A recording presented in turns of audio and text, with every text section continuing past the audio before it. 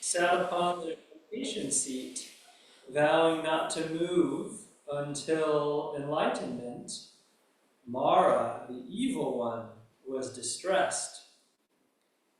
Mara sent armies of terrifying beings to attack the Buddha, who remained unafraid and unmoved, seated beneath the Bodhi tree. The light radiating from the Buddha shivered the swords and dented the battle axes from the army sent by Mara. As arrows and weapons from the army fell to the ground, they turned into flowers. Mara, the evil one, dismayed, questioned how he could be defeated by the Buddha.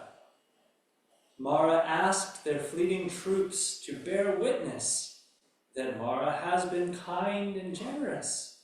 And the troops responded that indeed Mara has been kind and generous.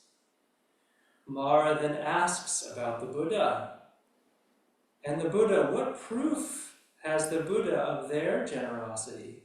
What sacrifices has the Buddha made? Who will bear witness to the kindness of the Buddha? Who will bear witness to the kindness of the Buddha? Whereupon a voice came out of the earth, and it said, I will bear witness to the generosity of the Buddha. Mara was struck dumb with astonishment.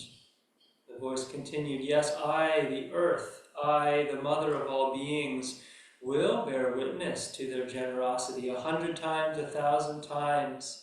In the course of their previous existences, their hands, eyes, head, and whole body have been at the service of others. And in the course of this existence, which will be the last, they will destroy old age, sickness, and death. The last referring to the Buddha's entering nirvana, being extinguished from the cycle of birth and death. The Buddha excels you in strength, Mara, and so does the Buddha surpass you in generosity.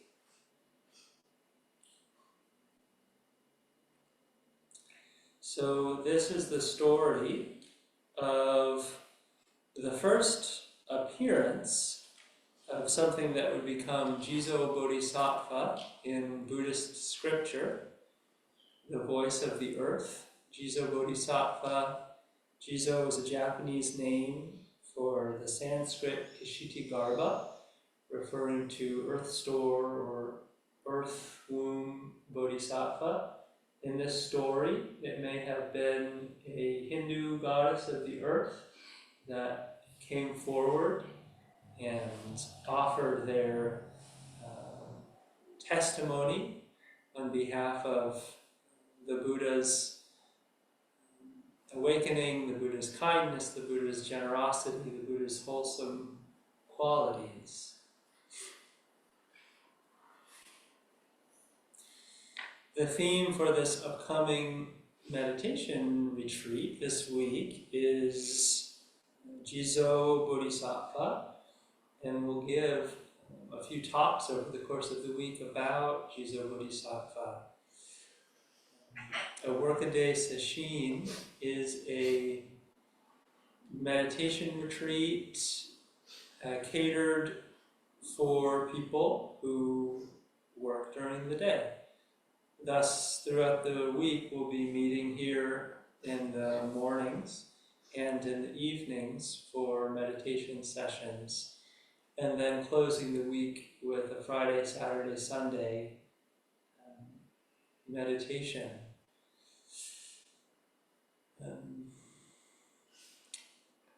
Coming into Sesshin.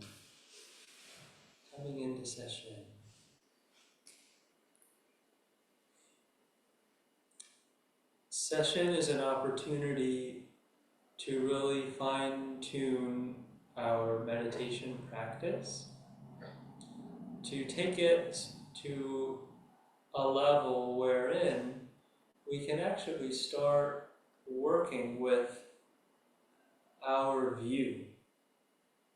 It is our view we could say that causes us joy and sorrow as we live our lives. According to our view, when things go how we would like them to go, we are satisfied. And according to our view, when things go otherwise, we are dissatisfied. But our view is inherently limited, as we all have learned through our growth and maturity so far, wherever we are in the evolution of our lives. And Sesshin is an opportunity to really proactively look at our view and allow it to evolve. The tool that we employ in Sesshin is the tool of meditation. So it's not that we gather here at 6 a.m. and have a conversation about what our thoughts are and see if we can improve them in some way. Rather, we take on the practice of meditation, which is the practice of disentangling ourselves from our thought activity into the physical experience of the body, that we can know the source of our own thinking more truly. Jizo Bodhisattva, in our tradition, is associated with vows. And vows are what we bring into any spiritual practice. The depth to which we wish to know ourselves is the power we have to practice with. Are we willing to hold who we think we are, what we think this world is, and what we think matters under true scrutiny? View, it lies below the level of thought. Our views influence the thoughts that we have, and thus the thoughts that we have, when we see them directly, are evidence of what our views are. If we weren't upset about a person, we wouldn't have critical thoughts about them. If we didn't think that their behavior was wrong in some way, we wouldn't be upset with that person. Thus, that we have critical thoughts about someone tells us that we have a view that what they did was wrong. But in meditation, we drop our thoughts that we may come to know our views. And our views are not something that we need to search for. It's not like we sit down and wait for our views to start emerging so we can start doing some real character work. In a way, we don't need to look for them at all, because they naturally function as us. As we move throughout the day, we react to things according to our views, are attracted to some things and repulsed by other things. The more present we are, the more we see this kind of push-pull relationship that we have with all things. It may appear that our reactions protect us from the world, protect us from others, protect us from undesirable circumstances. But as we come to know a less reactive state in ourselves, we begin to learn that it is our reactions themselves that really are the source of harm. The source of harm inflicted upon others and the source of harm within ourselves. And as we realize this, we become more inspired to see their source and to let them go. This doesn't mean that we stop protecting the body. The body naturally protects itself. But it does mean that we stop protecting a certain image that we have of ourselves that we wish to cherish. If someone's criticizing us, for example, and the palms become sweaty and the body becomes tight and the face becomes red, is it because our physical body is being threatened? Probably not. It's because an image of ourselves is being threatened.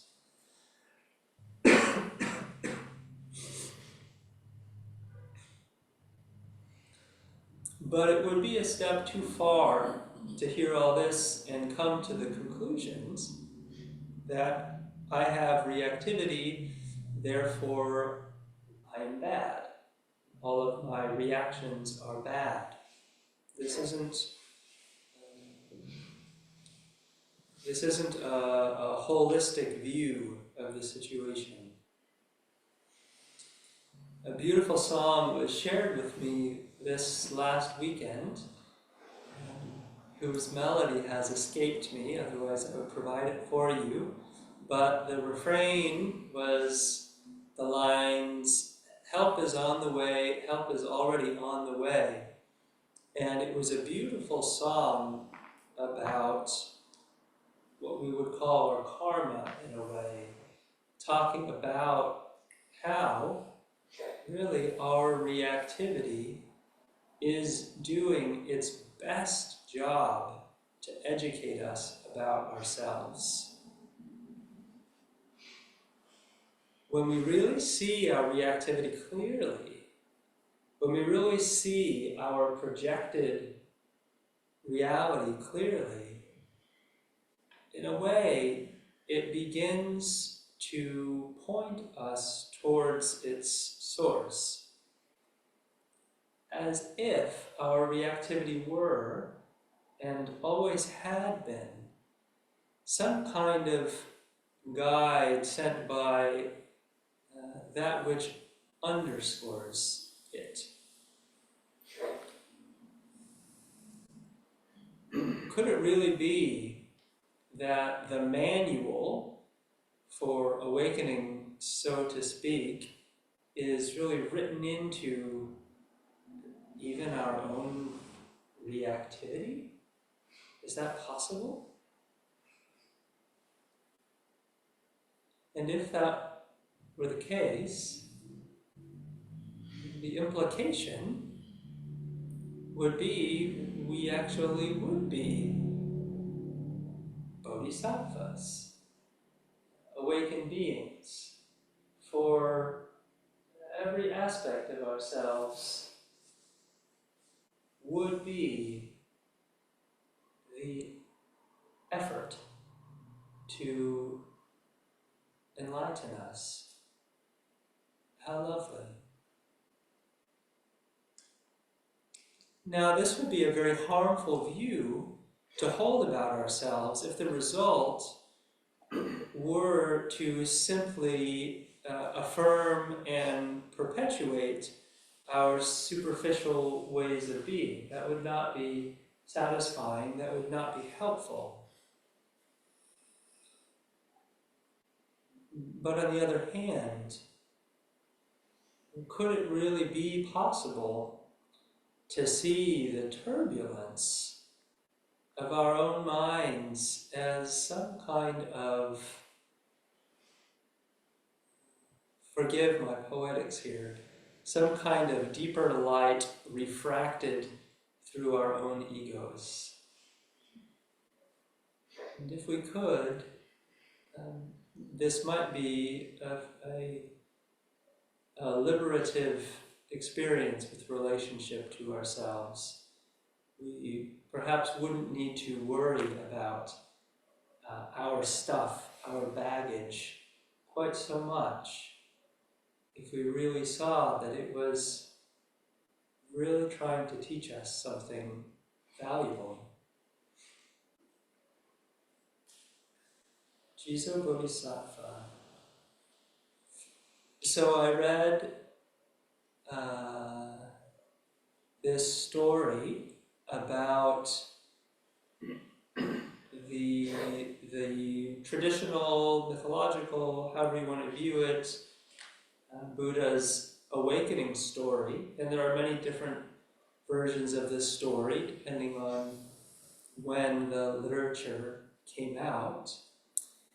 But I want to talk about the Buddha and Mara characters in this story in relationship to the practice of meditation, and particularly meditation in the container of what we call Sesshin, which involves committing to seated stillness really for a prolonged period of time, likely longer than this superficial body and mind would like to do it, so to speak. And when we commit to stillness, really maybe when we commit to anything, we put Buddha and Mara against each other.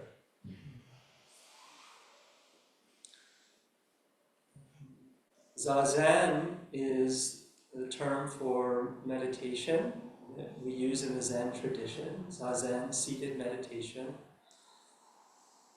And on a physical level, Zazen really is an expression of completeness, of perfection, of wholeness of the body and the world. We are letting go of manipulation, outer and inner. We are expressing acceptance, completion, satisfaction with our bodies.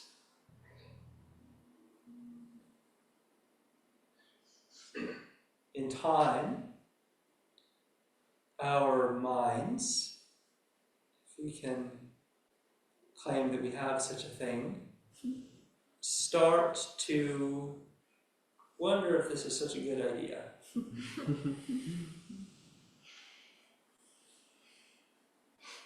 The basic meditation practice is to maintain attention on the sensations.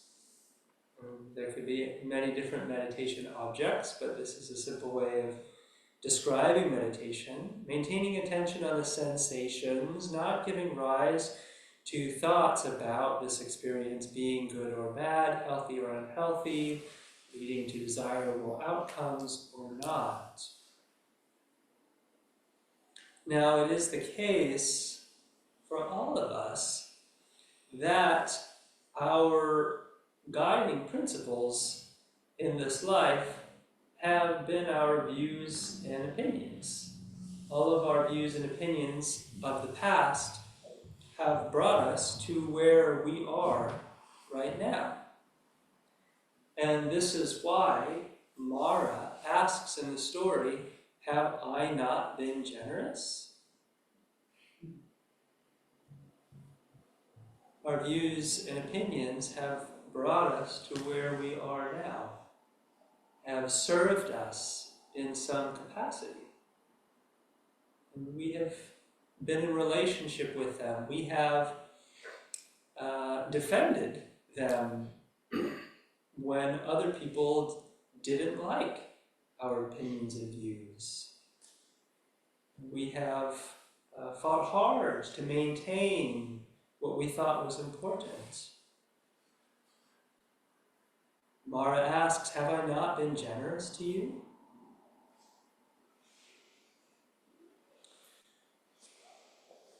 We may feel some doubt as we begin to experience some degree of separation from who we thought we were, from how we thought the world was, separation from our minds,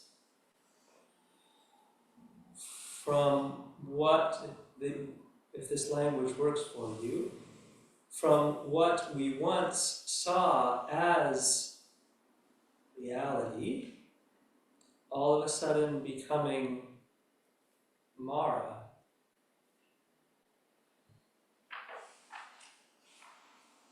Haven't I served you? The mind asks. And in the practice of meditation, as some doubt begins to arise, the practice is to return to the breath. And doubt can look like thought. I could rather be doing something else. I have an itch. Wonder if I should have ice cream tonight. Do I need to call my mom back? Or it can be more subtle. A basic experience of restlessness in the body, a discomfort, a quality of not liking, a wanting time to pass. And even with these subtle experiences, still, we have the ability to shift our attention a tenth of a degree away from not liking to just breathing. But what about back to the breath? Maybe I should back to the breath. Just tension in the body releasing back to the breath. Am I doing it right? Back to the breath. Am I doing it right? Am I doing the meditation right? That's not a question to be answered outside of breathing itself. And little by little, we begin to see that these little movements outside of just being here are sourced in fear. And that fear has been directing our lives. Then we know it as Mara.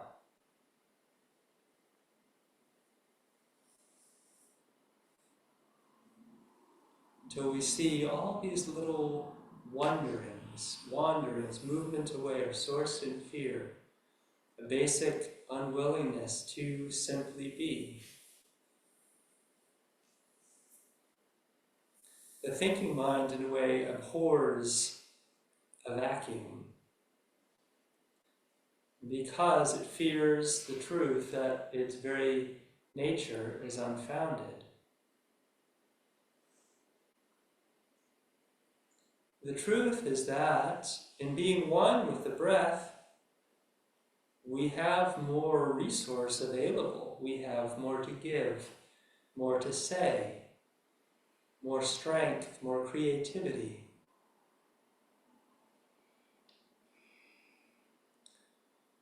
And how can we know this? What will provide testimony to the truth that we don't need to worry, actually? What earth deity will arise from your ground, confirming your clear, awake, open, present mind as the way forward in your life? In a way, faith is a muscle that takes time to cultivate. And in Zazen, we cultivate refuge. When we really are awake and open, there is, I apologize for these words, a source that we can attend to and have faith in. But that language may or may not point to something for you. Another way we might say it is, the less we interact with Mara, the more we let that go, the more we interact with Buddha. The more we forget Mara, the more we interact with the world as it is. And it is self-confirming. When we let go of our ideas about a person and relate to them, they confirm our attention immediately. Oh, you're actually noticing me. We don't figure out how to breathe by thinking about the breath. We figure out how to breathe by breathing. We don't figure out who that person really is by wondering who that person really is. We find out by having a conversation with them. We don't figure out how to live by just trying to get it right. We figure it out by living.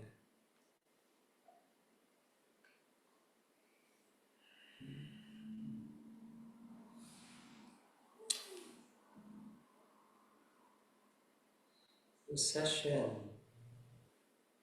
I recently saw a Scientific American article on the strong force. It said, learn about the strongest force in the universe. I didn't read the article, but it inspired the following words. And forgive me if I'm mistaken, I'm like going back in my memory 15 years when I was more interested in popular science. So strong force is what holds protons and neutrons together. Okay, all right. And what's cool about the strong force is, so two protons positively charged, therefore repulsed by the electromagnetic force, which is why it's hard to get two protons together unless they get close enough. All of a sudden, the strong force overcomes the repulsion of the electromagnetic force. They're glued together. This takes a lot of energy, which is why the sun is basically a fusion reaction, wherein this incredible amount of energy is forcing these hydrogen protons together to become helium atoms, releasing tons of energy, and that's why we can see outside. So the strong force. And it only takes over once two protons get close enough. And there's a really important practice metaphor here. We cling to our realities with tooth and nail. Certainty about social agreements, personal values, things in the world that are really bad. You know, the UN says if we don't cut our emissions in half in 6 years, coral reefs will probably be gone in a few decades. You know? I mean, there's things that really, whatever it is for you, just hit hard. Or if we just,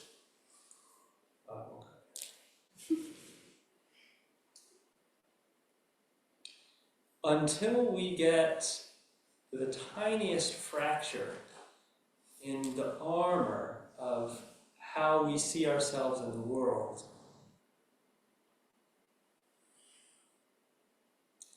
let me rephrase that. Once we get the tiniest fracture in our armor of how we see ourselves in the world, the strong force takes over.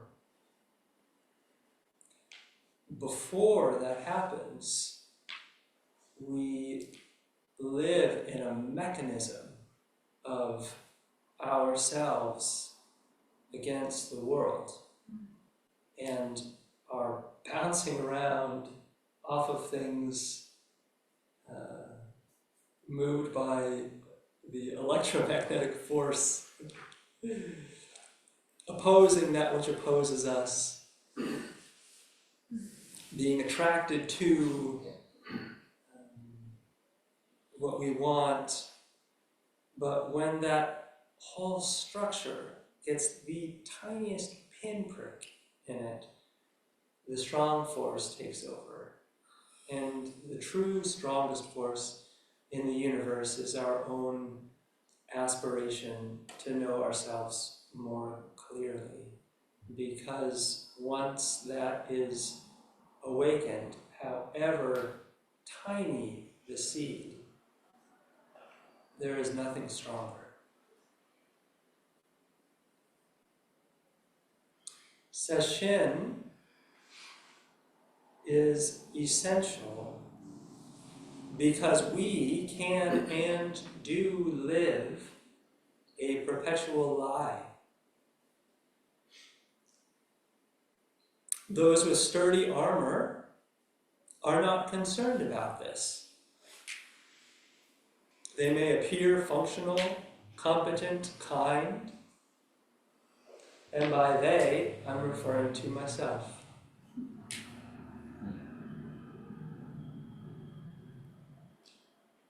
Those of us with punctured armor can smell something else. And this is the call towards liberation or awakening.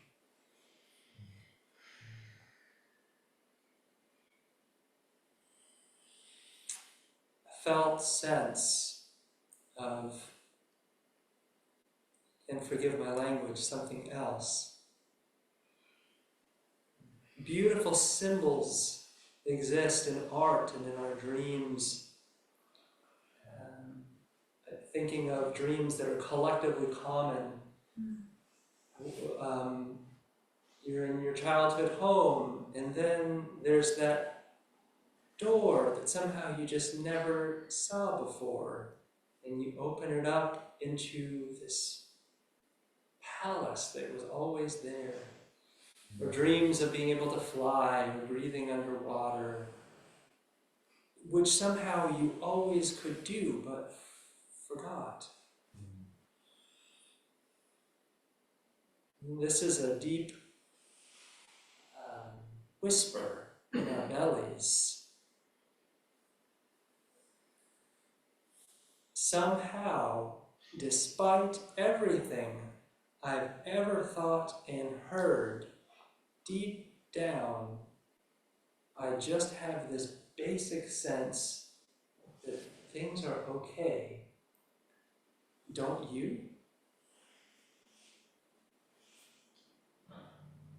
And if this is really true,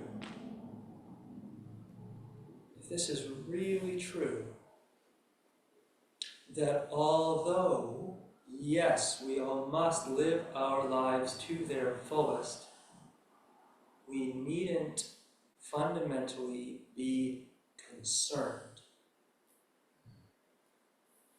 What could be more healing, relieving, or give greater benefit than really knowing this for ourselves and sharing this truth with others?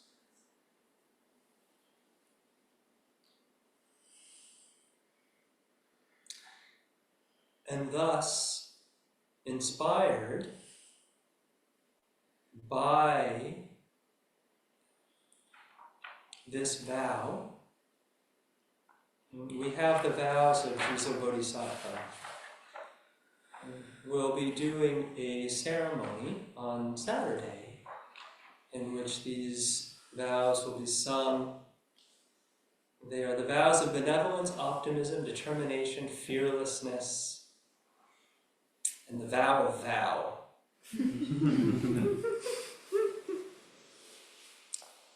And these are your vows. May I welcome everything that comes towards me with a warm and undefended heart. May I see and nourish the seeds of awakening in everyone I meet.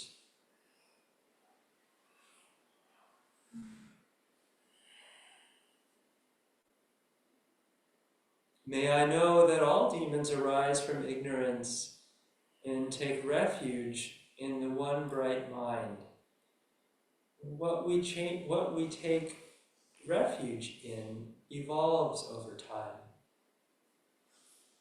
May I continually take refuge in something increasingly more stable, helpful, reliable, clear.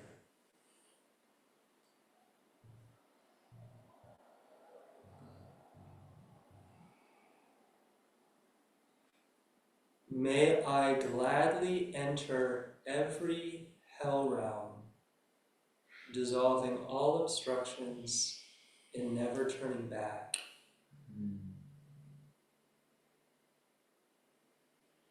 This is the vow of ultimate love. May I walk the path to enlightenment, guiding myself and everyone to liberation. To close, a final passage from Chosen Roshi, who wrote this book on Jizo Bodhisattva. I can find it.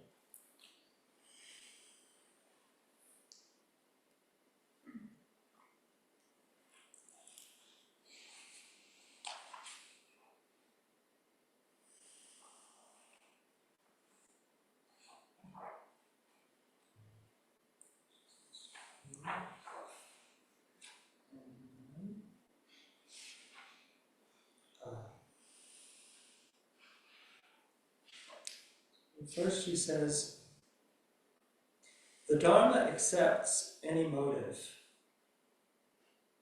The Dharma accepts any motive. Whatever intention we bring into our spiritual practice will get cleaned up.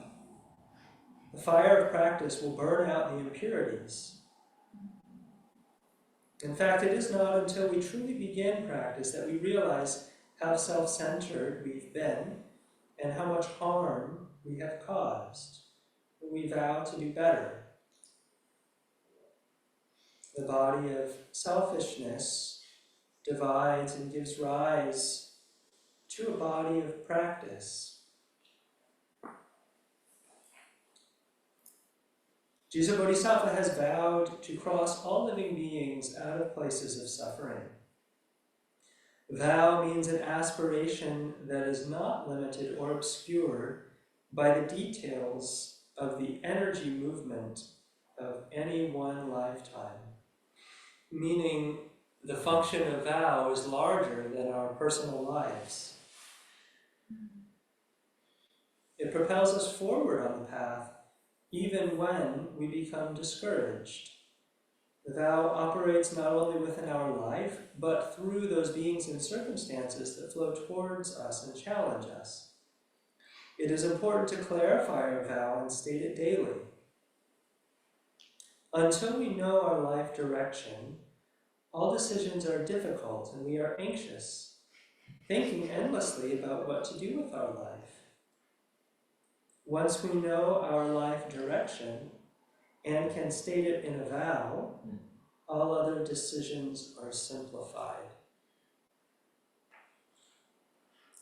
We don't overtly talk about prayer much in Zen Buddhism, but it's perfectly all right to pray for clarification of vows.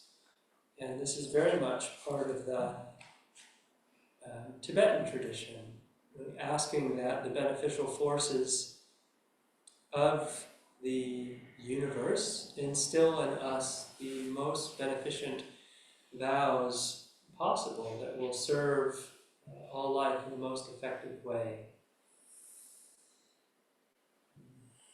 Thus, I'll close for the evening.